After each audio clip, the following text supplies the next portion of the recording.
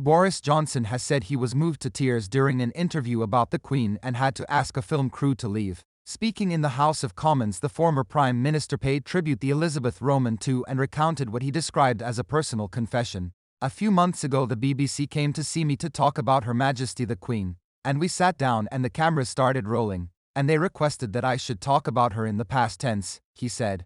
"And I'm afraid I simply choked up and I couldn't go on. I'm really not easily moved to tears, but I was so overcome with sadness that I had to ask them to go away." Mr. Johnson, who went to see the Queen at Balmoral to resign just 3 days ago, added, "I know that today there are countless people in this country and around the world who have experienced the same sudden access of unexpected emotion." He was speaking at a packed Houses of Parliament on Friday as MP after MP stood up to pay tribute to the monarch, with dedications expected to continue into the evening and on Saturday.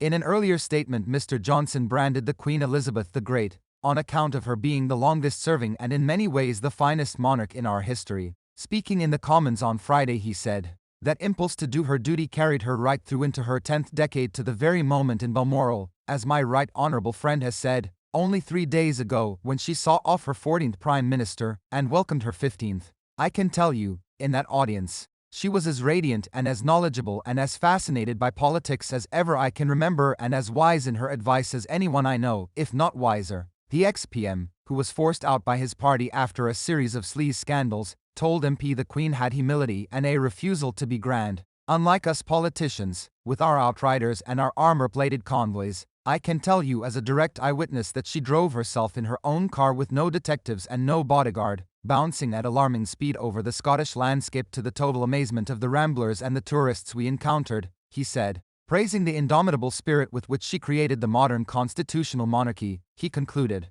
"The fact that today we can say with such confidence 'God save the King' is a tribute to him, but above all to Elizabeth the Great, who worked so hard for the good of her country, not just now but for generations to come." Liz Truss said the Queen was one of the greatest leaders the world has even known and hailed her as a champion of freedom and democracy around the world. Praising her sheer humanity, the new Prime Minister said, "She reinvented the monarchy for the modern age.